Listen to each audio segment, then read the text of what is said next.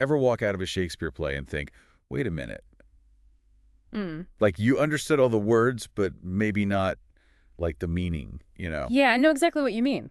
Like there was this whole other level you just couldn't quite grasp. Well, today we're going deep on a secret language Shakespeare used to really make his characters come alive. Oh, this is gonna be good. Body language. Ah. And to help us crack the code, we had the amazing Dr. Miranda Faye Thomas. Oh, she's brilliant. She literally wrote the book on Shakespearean body language. Oh, way, really? Yep. And she's going to show us this whole world of gestures and expressions and how they were just as important back then as the words themselves. I mean, think about it. We spend so much time analyzing what Shakespeare's characters say, but communication is so much more than just dialogue, right? Right. We're talking thumb biting, spit, even how a character kneels. Wow. I'm already hooked. It all meant something. It's fascinating, isn't it? These weren't just random actions that Shakespeare threw in there. No, definitely not. He carefully chose each gesture to tell us something about the character. You know, what's going on in their head, their relationships, and even what life was like back in Elizabethan England. It's like a secret history lesson hidden in plain sight. Exactly. So let's start with a gesture that could actually get you in a fight back in Shakespeare's day. Okay, I'm intrigued. Thumb biting. Thumb biting. What?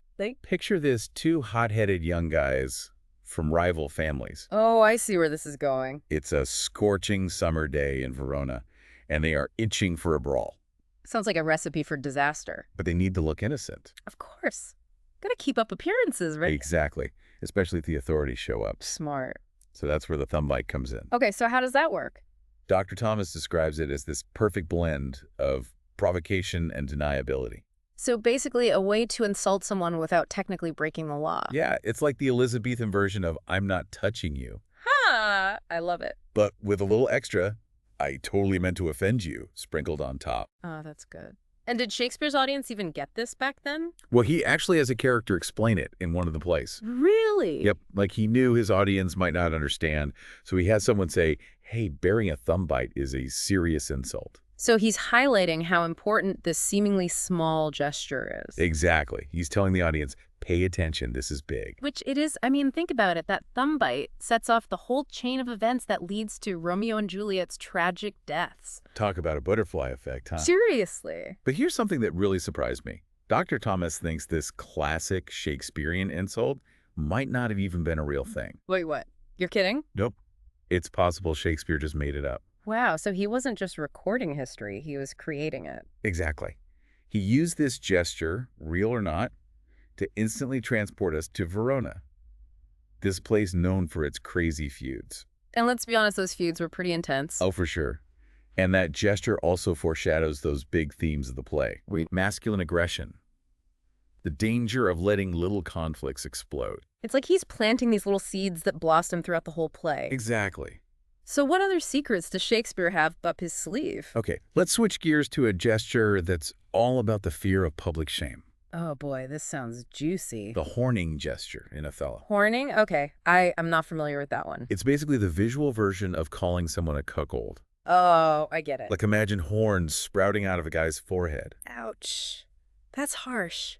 It's a symbol that everyone gets, but no one dares to say out loud. The ultimate insult. Right. And this gesture, even though it never actually happens on stage. Wait, really? Yeah, it totally haunts Othello throughout the whole play. That's wild. It represents this deep anxiety about infidelity. And probably about masculinity too, right? Like back then your reputation was everything. Oh, absolutely. Yeah. And it's not just the act of being cheated on that's so scary. No. What is it then? It's the idea of everyone else knowing about it and you being the last to find out. Oof, talk about a blow to your ego. Seriously.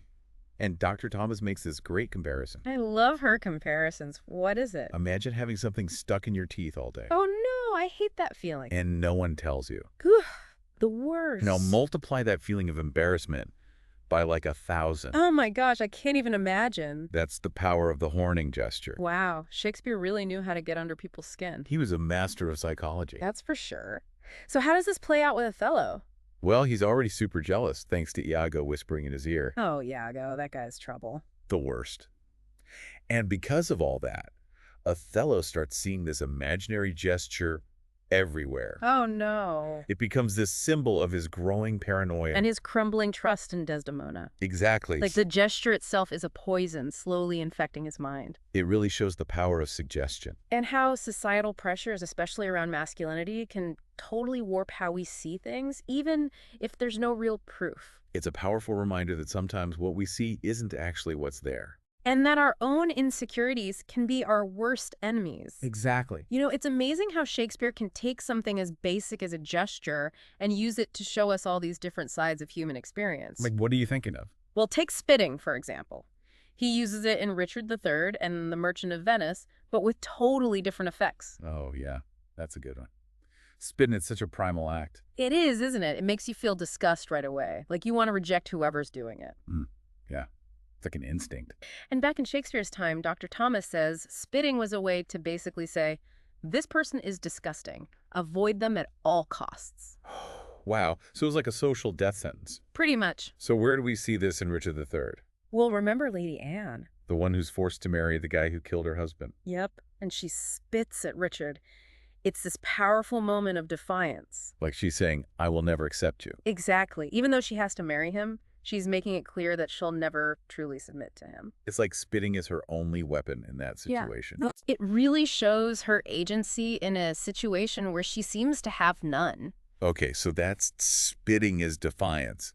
What about Merchant of Venice? Well, there we have Shylock, who's constantly facing anti-Semitism. Oh, yeah, poor Shylock. And when he reveals that people have spat on him, it makes the audience feel this wave of sympathy for him. It's like you suddenly understand the depth of prejudice he's dealing with every day. It's heartbreaking. And Shakespeare uses the same gesture to create two completely opposite reactions. It's brilliant. In Richard III, spitting shows us Lady Anne's strength, but in Merchant of Venice, it highlights Shylock's vulnerability. It just goes to show that even the simplest gestures can have so many layers of meaning. Right. It all comes down to the context and who's doing the spitting. Okay, so we've talked about thumb biting and spitting. Oh? What about something a little less, well, gross? Okay, I'm game. What about Lady Macbeth's obsessive hand-washing? Oh, man. That scene still gives me chills. It's so vivid. It's Right. like you can see her guilt and despair right there on stage. She's trying so desperately to wash away the blood that she imagines on her hands. It's like her guilt has become this physical thing she can't get rid of. But here's a question for you.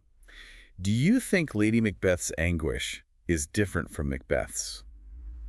That's interesting because he's definitely not guilt-free, right? I mean, he's haunted by Banquo's ghost. Yeah, exactly. I wonder if it has something to do with how men and women were supposed to express their emotions back then. Like men could rage and cry and women had to be more composed. Maybe Dr. Thomas suggests that Lady Macbeth's suffering might be more internalized because of societal expectations. So as a woman, she's expected to be graceful and calm and stand by her husband no matter what. Exactly. So she can't just let it all out like Macbeth can. It's like she's trapped in this silent torment, unable to confess or ask for forgiveness. Which in a way makes it even more heartbreaking. Yeah, because it's hidden from the world.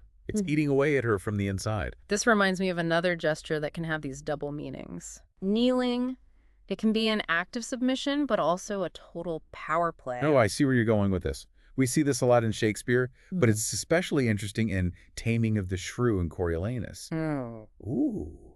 Taming of the Shrew, Katharina and Petruchio. Talk about a power struggle. Right. And her final speech where she kneels before him. It's one of the most debated moments in all of Shakespeare. It really is. Yeah. Is she being sincere? Or is there a hint of sarcasm there? Exactly. That ambiguity is what makes it so brilliant. We're left wondering if she's truly submitted to Petruchio or if she's playing a game. Like maybe she's just making Petruchio think he's won while secretly keeping her own sense of power. I love that interpretation. Maybe kneeling isn't always about giving in. Sometimes it's about choosing your battles. That's a great way to put it. And then in Coriolanus' mother, Volumnia, turns kneeling into a weapon. Oh yeah, she's a force of nature. She uses it to manipulate her son to get him to do what she wants. Appealing to his sense of duty and shame. Exactly. It's like a total reversal. Instead of showing submission, she's asserting her dominance over him. And he hates it. It's such a blow to his pride. Especially as this famous warrior. He wants to be seen as a man of action, not someone who's swayed by his mommy. But in that moment, he's forced to face his own vulnerability. Which maybe is Shakespeare's point all along. These gestures, they strip away all the masks and show us the raw emotions underneath. Whether it's fear or guilt, or the fight to stay in control, It's all right there, hidden in plain sight. waiting to be discovered. Yeah, It's like Shakespeare's giving us this X-ray vision into his characters' souls. right. We think we know them from their words, but then he throws in a gesture, a look, a way of moving, and suddenly, boom, there's this whole other side to them. And the amazing thing is, even though these gestures are from Elizabethan times, they still mean something to us today. Yeah, totally. Yeah. We may not bite our thumbs anymore, but we still get that urge to provoke or show we're in charge. Right. Like human nature hasn't really changed that much. Exactly. It's like a body language that everyone understands, A sneer is still a sneer no matter what century you're in. for sure. But Dr. Thomas does bring up an interesting question. Oh, what's that? Can we as modern audiences really grasp all those subtle meanings, especially when it comes to gender roles? Yeah, I mean, so much has changed since Shakespeare's time. Right, we're talking centuries of cultural shifts. It makes you wonder if we're missing some of the nuances. But then again, haven't power dynamic between men and women always been a thing? That's a good point. The specifics might be different, but the core issues are the same. The struggle for power, the fear of being shamed, it's all still relevant. So even if we don't get every little detail about what a gesture meant back then, we can still connect with those bigger universal themes. Exactly. And that's what makes theater so cool. It's always open to new interpretations. It's not stuck in the past. Nope. Modern directors and actors can explore those same gestures through a modern lens. And show how those power dynamics are still alive and well today. Ah. It's like Shakespeare's plays are these living, breathing things constantly evolving. Exactly. They're not museum pieces. They're starting points for conversations about our own world, About how we understand gender and power and the ways we communicate. both with words and without. So to all you listeners out there, next time you see a Shakespeare play or read one of his works, pay attention to those little details. The gestures, the expressions, the silent language of the body. You never know what you might discover. A whole new level of meaning. A deeper appreciation for Shakespeare's genius. And maybe even a reflection of our own times. And that's what makes these deep dives so rewarding. Absolutely. Until next time, keep exploring,